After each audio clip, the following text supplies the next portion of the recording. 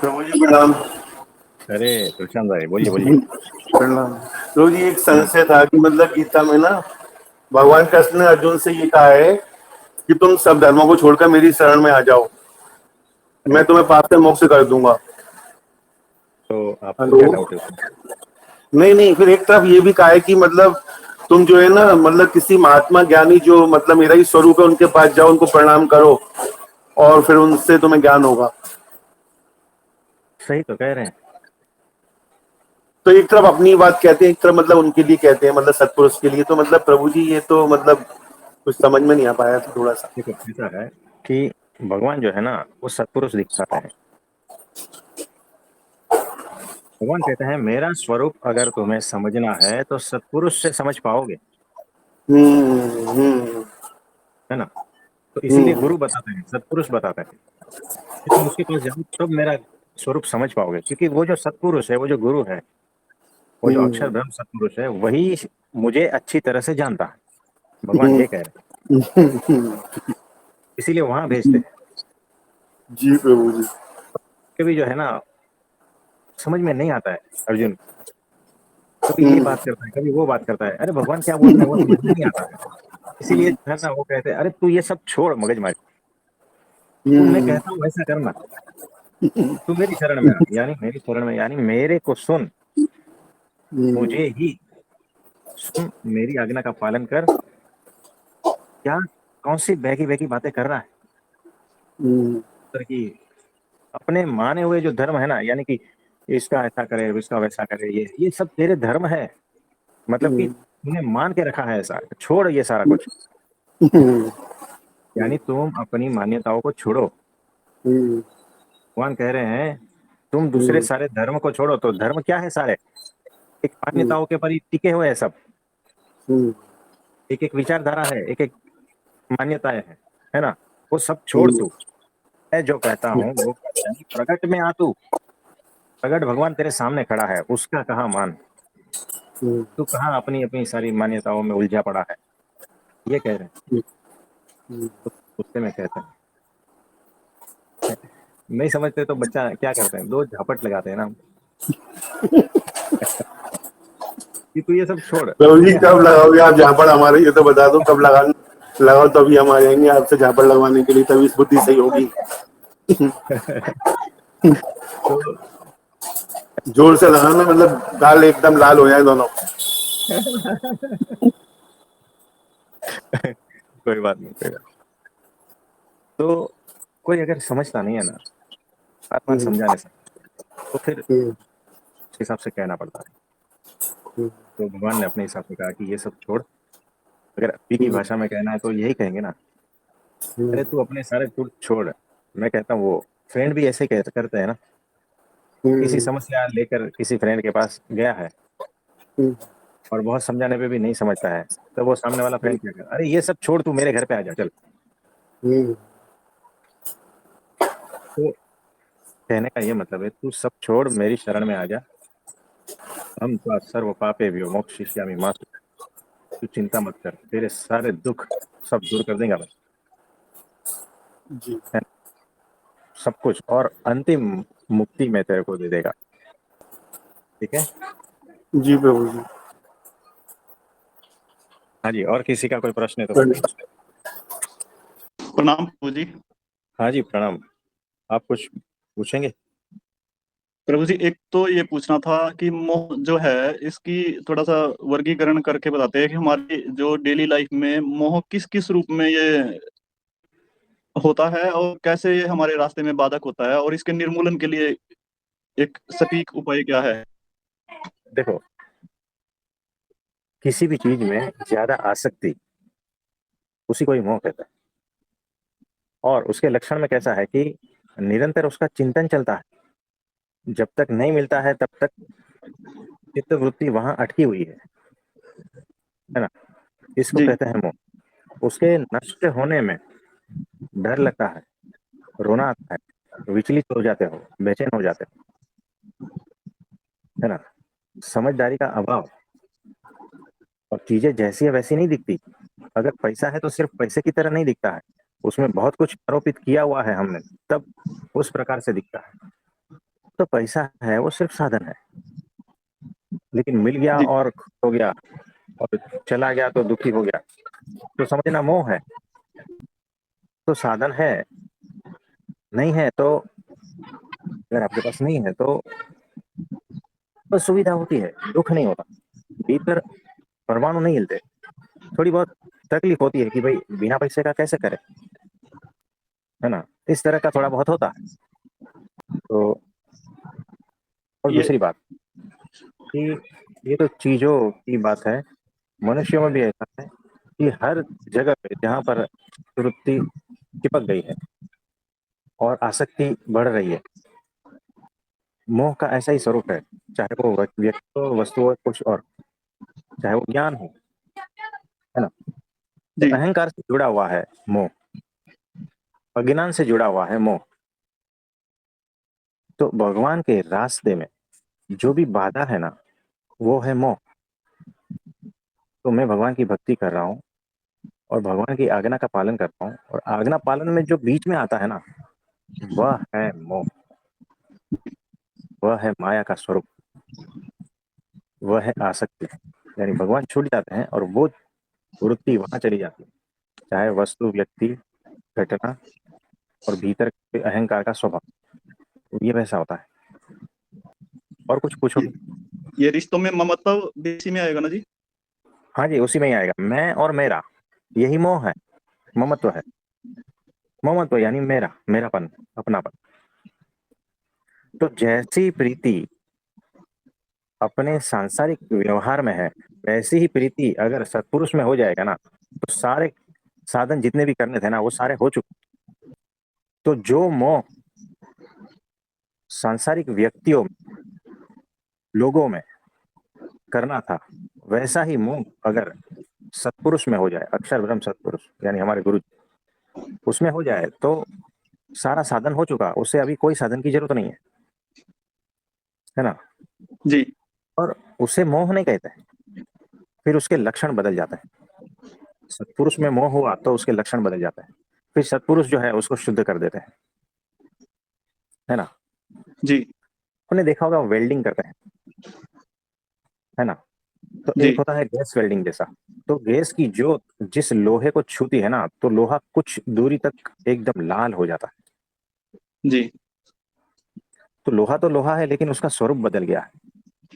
वैसे ही सत्पुरुष जो है ना, वो ऑक्सी एसिटिलीन ज्योत इसको कहते हैं ना, जी एक ही तो फ्लेम है ना जो गैस वेल्डिंग वाला है।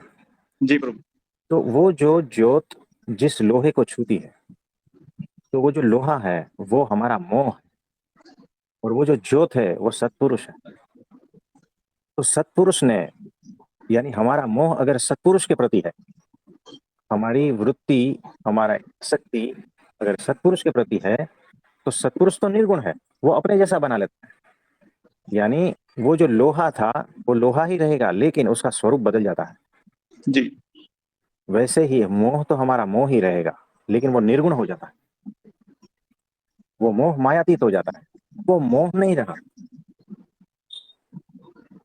वो भक्ति बन गई, वो डिवाइन हो गया, जी दिव्य हो। तो ऐसा है। तो ये प्रभु एग्जाम्पल याद रखना, जी प्रभु है ना, जी गैस। और सही तरीके से समझना है इसको। इसमें वेल्डिंग का एग्जाम्पल दिया, लेकिन वेल्डिंग करना नहीं है। जी वो जो ज्योत है वो लोहे को किस तरह से अपना जैसा बना लेती है। अगर और जी ज्यादा देर रहे तो जल जाएगा, लोखंड भी जलने लगता है ना, उसमें भी आग पूरी तरह से प्रकट हो जाती है। जी प्रभु जी तो इस तरह से समझना कि सत्पुरुष आपके मोह को भी दिव्य बना देता है, आपकी आसक्ति को भी दिव्य बना देता जी प्रभु जी है। मोह माया निर्गुण बन जाती है सत्पुरुष के स्पर्श से, है ना, दिव्य जी बन प्रभु जाती जी है। तो इसी तरह से लेना है। जी प्रभु तो जी मैं और मेरा ममत्व, अगर मुझे किसी इंसान से बहुत आसक्ति है ना, तो अगर मैं परमात्मा के रास्ते से भटक रहा हूं और उस इंसान में अटक रहा हूं ना, तो ये गड़बड़ है। लेकिन वो इंसान अगर मुझे परमात्मा के रास्ते पे चला देता है ना, तो वो इंसान भी मेरे लिए मोह माया नहीं है, जी। क्योंकि वो बाधक नहीं है, मेरे परमात्मा के रास्ते के लिए बाधक नहीं है। अगर वो बाधा बन जाता है ना, तो वहां पर मोह और माया है, मैं और मेरा ममत्व, सब कुछ। तो इसमें प्रभु जी जैसे केयर टेकिंग है, केयर टेकिंग तो मोह की श्रेणी में तो नहीं आएगी, अगर वो हमारे नहीं, ईश्वर के देखो रास्ते में कैसा, बाधक नहीं है। देखो केयर टेकिंग मोह की श्रेणी में नहीं आता, क्योंकि भगवान का आदेश है, उनका आज्ञा है कि अशक्त, वृद्ध, अपाहिज, बीमार, माता पिता, ये सारे जो है ना, उनकी सेवा जीवन पर्यंत करनी। तो ये उनकी आज्ञा से कर रहे हो ना, जी। कि नहीं, ये जनरल उनकी आज्ञा ही है। तो ऐसा है। और बच्चों की जैसे केयर करते हैं तो देखो उनकी जिम्मेदारी सौंपी है, उनके लिए भी आज्ञा है कि बच्चों की जो भी आप कर सकते हो सारा कुछ करो, अलिप्त भाव से करो, कि ये भगवान ने मेरे घर पे भेजा है, वो जीव है, वो फूल भगवान का है, उसे वैसा या तो उससे श्रेष्ठ बनाकर देना है, उसे सौंपना है। भगवान का है, आपके घर आया है, तो उसी तरह से उसको संभाल के रखना है, उसमें वृद्धि करनी है, संस्कार देने हैं, केयर करनी है, सब कुछ करना है, लेकिन सारा कुछ अलिप्त भाव में, यानी मुझे जिम्मेदारी भगवान ने सौंपी है, बस उसे मैं ठीक ठाक से कर पाऊं, ताकि वो, तो देखो मेरी सेवा से मेरे बच्चे खुश हो, वो फिर बदले में मेरी सेवा करे या जो भी है, ये भाव नहीं रखना है। भाव ये रखना है कि परमात्मा का फूल है, इसे मैं संभाल पा रहा हूं या नहीं, और अगर मैं अपनी सेवा अच्छी तरह से करूं, मेरी जिम्मेदारी अच्छी तरह से निभाऊं, तो परमात्मा मुझ पर प्रसन्न है, मेरे गुरु मुझ पर प्रसन्न है, यही भाव रखना है, और कोई भाव जी नहीं रखना प्रभु है। तो जी। उससे मुक्त हो आप, समझना। तो मैं और मेरा ममत्व, ये सब मोह माया से मुक्त ही हो, ये समझना। ठीक प्रभु जी, मैं अपनी ही टेस्टिंग कर रहा था, इससे मेरे को सही चीज मिल गई है। हाँ, तो और एंगल ये बदल देना। इसी तरह से हो रहा है प्रभु जी, मैं बस हाँ, टेस्ट कर रहा था खुद को। तो ये मेरा नहीं है, ये पुत्र मेरा नहीं है, ये माँ मेरा ही नहीं है, ये भगवान का है, और उस जीव को मुझे सौंपा है ना, कि तू इसे जी संभाल, तेरे भरोसे छोड़ा है, इसका तो जो भी अच्छी तरह से कर सकता है उतना कर, है ना। और वही समझदारी जी है। जब हमारा शरीर भी हमारा नहीं है, यही पंच महाभूत से इकट्ठा किया हुआ जी प्रभु जी। है ना, तो हमारे शरीर के रिलेशन वाले हमारे थोड़ी है। बिल्कुल भी नहीं। तो बस उसी तरह से, लेकिन है सारे परमात्मा के ही, ये पंच जी महाभूत, ये जो शरीर है वो भी परमात्मा का ही है, तो उस हिसाब से देखभाल करना है। जी प्रभु जी। मेरा है इस भाव से नहीं, उनका है इस भाव से। जी तो चाहे वो शरीर मेरा हो या दूसरे का हो, जी प्रभु उनका है, इसीलिए देखभाल करनी है, और वो प्रसन्न है या नहीं, उसकी ओर दृष्टि रखनी है। जी। जी तो इसी तरह से जी प्रभु सिर्फ जी। दृष्टिकोण बदल देना है, बाकी सेवा तो जी वही रहेगी, जी लेकिन फल अलग प्राप्त हो जाता जी है ना। प्रभु जी। तो जी कोई नहीं, भगवान से प्रार्थना करते हैं अच्छी तरह से आप सेवा कर पाओ, है ना, और परमात्मा की अनंत कृपा और प्रसन्नता बरसे, ऐसा भगवान से प्रार्थना करते हैं। तो आपके मम्मी जी को तबीयत कैसा है? ठीक है प्रभु जी, वो थोड़ा सा घुटनों में थोड़ा सा पेन रहता है, इसलिए वो तो मेरे ख्याल से गाउट्स वगैरह का हम होगा कुछ ऐसा। हम मिलेंगे उनसे। जी प्रभु जी। ठीक है। जी प्रभु जी। हाँ जी, और कुछ कहना चाहते हो? एक प्रभु जी, ये थोड़ी सी जिज्ञासा थी कि भी ये जानने की कि जो निरख की उपासना करने वाले लोग बैठे हैं जो, हम्म। तो ये शरीर छोड़ने के बाद ये कहाँ जाते हैं? जैसे हम इसमें है अक्षरधाम में, हाँ अक्षरधाम जी, में हाँ चले जी। जाएंगे और गोलोक तो धाम में देखो, चले जाएंगे। निराकार हाँ, वाले को क्या होता है जी, ये कहाँ से हैं? देखो वो भटकते रहेंगे, वो कोई ना कोई योनि प्राप्त होगी, प्रेत की, भूत की, या उस टाइप की, है ना। और वहां पर जो जी है ना, शांति नहीं है, अत्यंत पीड़ा है, क्योंकि शांति और सुख असली परमात्मा के चरणों में है और कहीं नहीं है। जी तो इनका भटकाव पक्का है, ये भटकेंगे, भूत भी बन सकते हैं, प्रेत भी बन सकते हैं, है ना। इस प्रकार से भटकते रहेंगे। दूसरा जन्म आएगा, वो भगवान देखते हैं उसका, फिर अलग अलग वो प्रकृति के हिसाब से चलता है ना। काल कर्म और माया उसकी प्रकृति के हिसाब से उसका जो भी है भुगतान वो सब होता रहता है, क्योंकि भगवान की शरण में नहीं है ना, भगवान को मानते नहीं है। जी तो काल कर्म और माया की शरण में है वो, शून्यता की शरण में है ना। वहां पर तो मुक्ति थोड़ी है, वहां पर तो फिर से भटकाव है, वही का वही भटकाव है। जी तो इसी तरह से अनंत जन्म धारण करके किसी कोई एक जन्म में सत्पुरुष का योग बनता है, साधु संतों का योग बनता है, भगवान का योग बनता है, तब जाके उसके भीतर भक्ति उतरती है, भगवान अपना सुख देते हैं, तब जाके मुक्ति होती है। जी तो ये बात है। मुझे एक बात बताओ सिंपल सी, ये एग्जांपल भी लिख लेना। मेरे पेट में दर्द है और भयंकर पीड़ा है, जी और मैं डॉक्टर को मानता ही नहीं। जब मैं डॉक्टर को मानता ही नहीं तो डॉक्टर को ढूंढने के लिए प्रयास करूंगा क्या, नहीं प्रभु जी। और डॉक्टर के पास जा पाऊंगा क्या, नहीं। नहीं जी। और मेरा कुछ इलाज होगा या नहीं, नहीं जी। है ना। तो मैं ऐसे ही पीड़ा में भटकता रहूंगा। बताओ, जिस चीज को मैं मानता ही नहीं तो वहां कैसे जाऊं। वैसे ही ये जो जो निराकार है, जो भगवान में मानते नहीं है, या जो नास्तिक भाव वाले हैं, है ना, या जो आधे अधूरे ज्ञान वाले हैं, वो इसी तरह से पीड़ा में दुख में भटकते रहते हैं, शांति नहीं मिलती, जी प्रभु जी। मोक्ष नहीं मिलता। ये एग्जैक्ट है, बहुत ही अद्भुत प्रश्न पूछा है आपने। प्रभु जी ये जैसे आर्य समाज है, हाँ जी। स्वामी दयानंद वाली, और ये कबीर दास हैं और गुरु नानक देव जी हैं, ये भी सब निराकार निराकार ही कर रहे हैं, ये भी लोगों को भटका रहे हैं इधर। जो निराकारवादी है वो तो भटका ही रहे हैं, खुद भी भटके हुए हैं। जो साकार में नहीं मानते तो आकार कहां से ढूंढेंगे। जो प्रगट में नहीं मानते वो प्रगट कहां से ढूंढेंगे। जो भगवान में नहीं मानते वो भगवान कहां से ढूंढेंगे। तो ऐसे लोगों के सामने अगर कृष्ण को लाके खड़ा कर दो तो नहीं मानेंगे, तो मोक्ष कैसे होगा। जी जी। गोपियों को लाके खड़ा कर दिया तो उनका कार्य बन गया, है ना। तभी कृष्ण के निंदक हैं जी ये सब। हाँ ये होता है ऐसा। तो यहाँ पर निंदा वगैरह सब चलता रहता है, तो उसमें उसमें ज्यादा कुछ है नहीं, निंदा चलती रहती है, उसमें ज्यादा पढ़ना नहीं, ठीक है प्रभु जी। है ना। अपनी अपनी मान्यता है, तो जैसी मान्यता है वहां पहुंचोगे। मेरी मान्यता है कि डॉक्टर है ही नहीं पृथ्वी पर।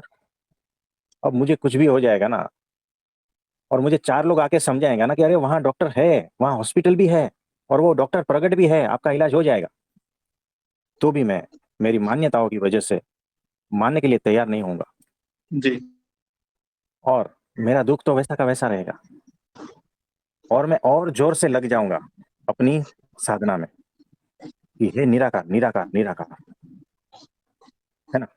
नास्तिक जी भाव में और लग जाऊंगा, और पीड़ा और बढ़ती जाएगी, साधना और बढ़ती जाएगी, ये साइकिल चलता है।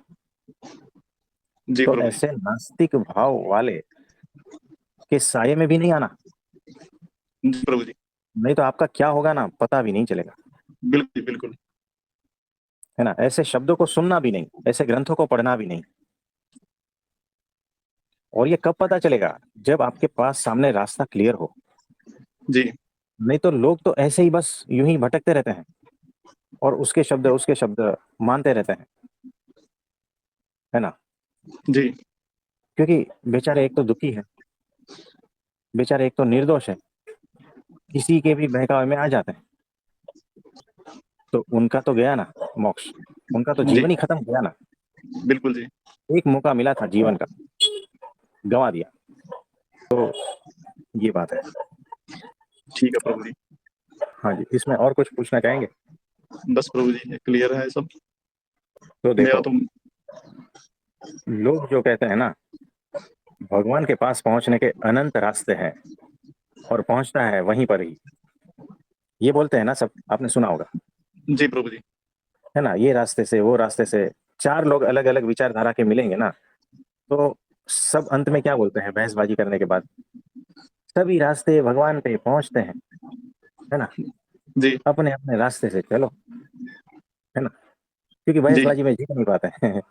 तो कहते हैं सभी रास्ते परमात्मा तक पहुंचते हैं। हम ये कहते हैं कि सभी रास्ते जो है ना परमात्मा तक पहुंचते ही नहीं। परमात्मा तक तो केवल एक ही रास्ता पहुंचाना, बिल्कुल जी। एक ही रास्ते से पहुंच पाते हो। लेकिन अक्षर ब्रह्म सत्पुरुष के पास पहुंचने के लिए बहुत सारे रास्ते हैं, ये बात है जी, सही। और परब्रह्म के पास पहुंचने का केवल एकमात्र रास्ता है, एकमात्र सेतु है, और वो है अक्षर ब्रह्म सत्पुरुष। जी तो अनंत गुरुओं के बाद आप एक अक्षर ब्रह्म गुरु के पास पहुंचते हो। सही है जी। अनंत धर्मों के बाद आप एक अक्षर ब्रह्म सत्पुरुष के पास पहुंचते हो। जी अनंत रास्तों से भटक कर, अनंत पंथ मत संप्रदाय के रास्ते से चल के आप केवल एक ही जगह पर पहुंचते हो, और वो है अक्षर ब्रह्म सत्पुरुष। जी और जिन्होंने ये सब कहा है ना कि गुरु गोविंद दोनों खड़े, है ना, जी तो किसके पैर छूं? तो गुरु के पैर छूता हूं, क्योंकि उसने गोविंद को बता दिया। और वो जो गोविंद की बात कर रहे हैं ना, वो गोविंद अक्षर ब्रह्म सत्पुरुष में समा जाता है। जी परब्रह्म उससे ऊपर की बात है। जी प्रभु जी।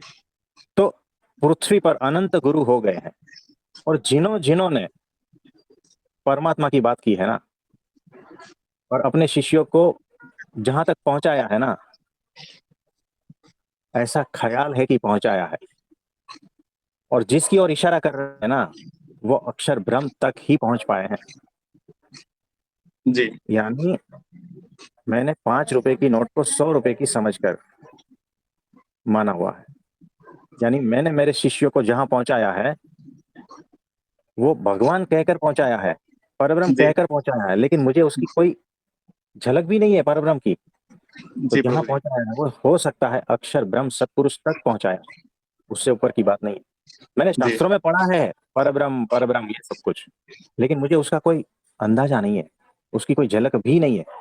इसीलिए मैं जो कहता हूँ, मैं जो अनुभूति करता हूँ, वो मुझे परब्रह्म की जैसी लगती है। यानी मेरे गांव में मैंने कहा कि देखो, ऐसे ऐसे पहाड़ होते हैं ऊंचे ऊंचे, और ठंडी हवाएं चलती है, बड़े बड़े वृक्ष होते हैं, और कश्मीर ऐसा होता। तो गांव के किसी ने जो है ना, मैं तो चला गया, मेरे जी वचन शास्त्रों में रह गए, है ना, कि जी ऐसा ऐसा होता है कश्मीर।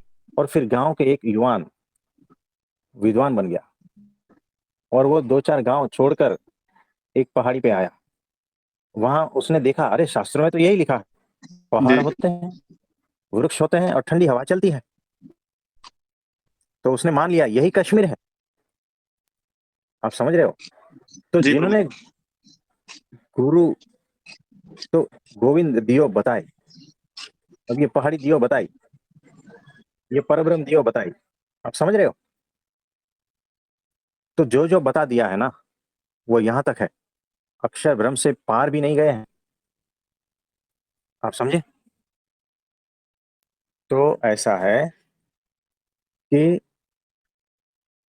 वहां तक पहुंचने के अनंत रास्ते हैं। जब ये कोई कहता है तो वहां का मतलब ये होता है अक्षर ब्रह्म सत्पुरुष। और जी पृथ्वी पर प्रभु आज तक जितने भी नाम लिए गए हैं ना भगवान के, वो सारे के सारे अक्षर ब्रह्म सत्पुरुष में समा जाते हैं।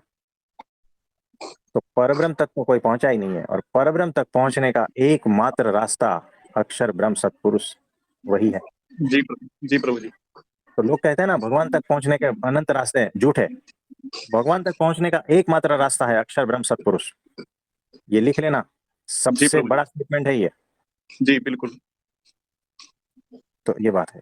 इसमें और कुछ पूछना चाहते हो? प्रभु जी, निराकार तो चलो छोड़ दीजिए। आज उसमें गडड़ा मध्य त्री में मैंने पढ़ा था, त्री जी महाराज बता रहे थे हम्म। कि रसिक मार्ग जो है हाँ उससे भी आज तक किसी का भला नहीं हुआ है, क्योंकि ब्रह्म ज्ञान वाला मार्ग है उसी से ही हो सकता है। और रसिक हाँ मार्ग जी, में उन्होंने बहुत भटकाव के वो बताए हैं कि भाई हाँ जी, कितना भटक सकता है, और कोई भी आज तक, शायद ही एक आध बिरला ही का हो कोई। हाँ तो उन्होंने कारण भी बताया उसमें कि भाई उसमें जैसे राधा जी है, लक्ष्मी जी है, सबके गुणों की, सबके श्रीअंगों की है ना उन्हें प्रशंसा की जाती है, उसमें फिर निर्विकार भाव में नहीं आ सकता कोई भी। हाँ, तो इस तरह से वो भटक ही जाता है। मतलब यहाँ तक भी निराकार वादी को तो बिल्कुल ही छोड़ दीजिए, वो तो बिल्कुल ही गड्ढे में गए हैं। हाँ। तो इसमें देखो वर्णन किया है, यानी जो देवी जी है उनके अंगों का वर्णन किया है। बताओ, जी आप उस प्रकार के शास्त्रों को पढ़ेंगे तो पता चलेगा। यही महाराज बताना चाह रहे हैं। जी अब जिसके भीतर कुछ विकार है, तो ऐसा वर्णन सुन के, पढ़ के, उसके भीतर वो विकार दूर नहीं होंगे और बढ़ेंगे, जी प्रभु जी। है ना। और वो जो भक्ति है वो शुद्ध नहीं रह पाएगी, जी उसकी कोई गारंटी नहीं है। तो कोई जो विरला है ना, जो राधे राधे जप करके पहुंच सकता है, लेकिन उनके पीछे जो राधे राधे करने वाले हैं ना, कोई गारंटी जी नहीं, याद रखना। जी प्रभु जी बिल्कुल। एग्जैक्टली मैं कह रहा हूं, एग्जैक्टली, कि कोई बिरला जो है वो एक ही पहुंच पाया है राधे राधे भज के, लेकिन उसके पीछे लाखों लोग जो है राधे राधे कर रहे हैं, कोई भरोसा नहीं पहुंच पाए। आप समझ पा रहे हो? प्रभु, हाँ प्रभु जी, पूरी तरह से डिनायल ही किया है श्री जी महाराज ने इनके बारे में। हाँ, लेकिन जो है ना कठिन है, वो मार्ग कठिन है, भटकने के चांसेस बहुत है। इसीलिए जी मार्ग सब सही है, चलने वाला कौन है ना। जी देखो दुर्गम पहाड़ी और ये सब है ना, ये भी मार्ग है। जहाँ रास्ता भी नहीं है, पत्थरीले है ना, जंगल है, ये भी मार्ग सही है। लेकिन वो किसके लिए? वो जो सेना है ना, जी सोल्जर है, उसके जी लिए। जो अपाहिज है जी उसके लिए क्या, जी प्रभु जी। है ना। तो मार्ग कठिन है, लेकिन चलने वाला कैसा है ना, उस पर भी तो आधार है। उस सबसे अगर ज्यादा तो उसी पे हाँ, डिपेंड है जी। हाँ, तो उस पर जो चलने वाला है, रसिक मार्ग वाला, वो शूरवीर चाहिए हमें, जी वो निष्काम चाहिए। जी वैसा है अगर कोई विरला तो चल पाता है ना। जी प्रभु जी। और कुछ पूछना चाहते हैं? बस प्रभु जी, आज का मेरा क्लियर है ये सब। हम्म। मेन तो मेरा वही था, ममता वाले पॉइंट पे है ना।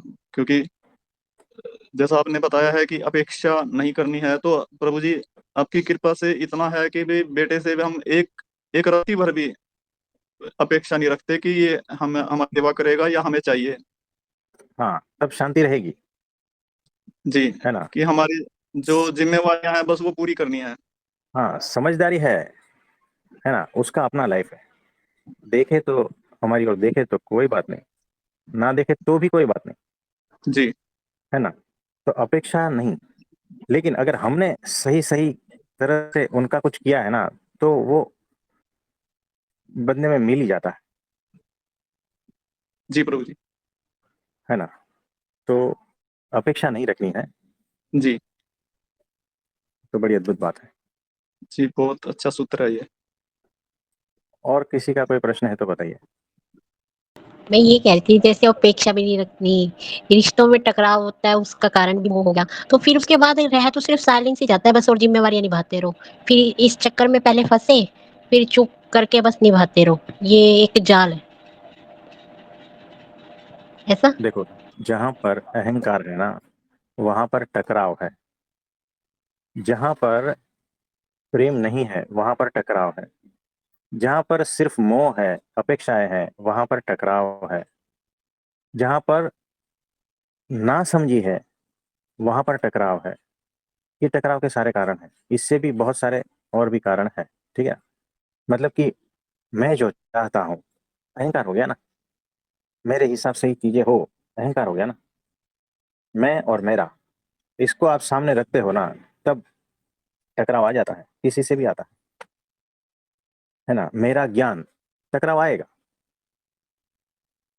मैं श्रेष्ठ, टकराव आएगा। मैं और मेरा, तो टकराव आएगा ही।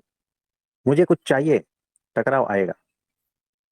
और जैसे जैसे टकराव आएगा, रोओगे, दुखी होगे, तकलीफ में रहोगे।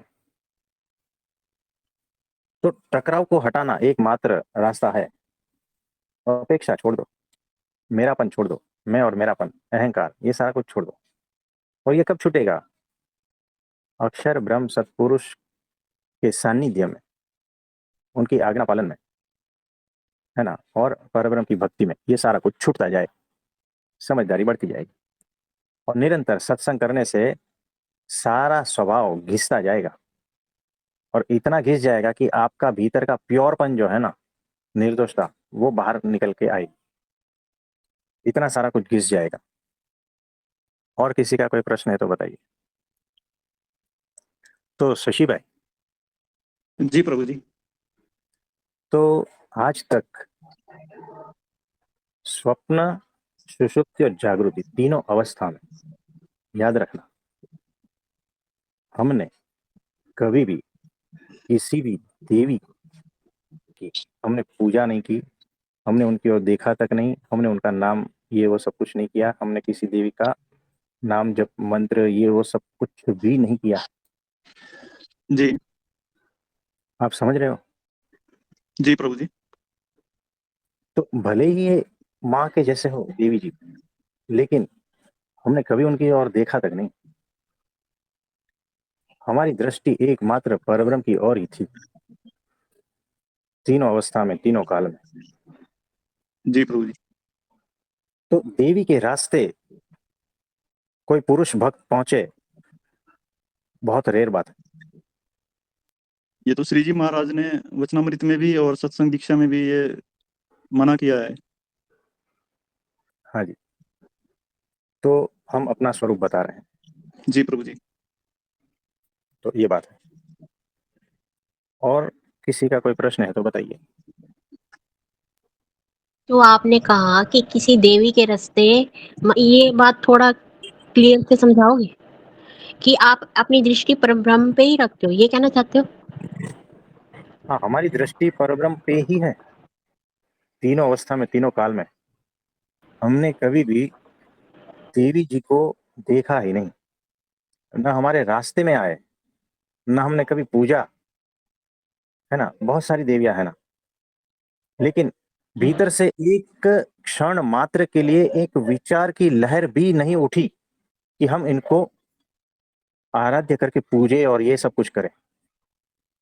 और आपने देखा होगा, जितने भी शक्ति के उपासक है, बहुत सारे, सभी देवियों के उपासक है, और पहुंचने वाले बहुत रेयर होते हैं, भटक जाते हैं, अब समझ आया। हाँ जी, हाँ जी।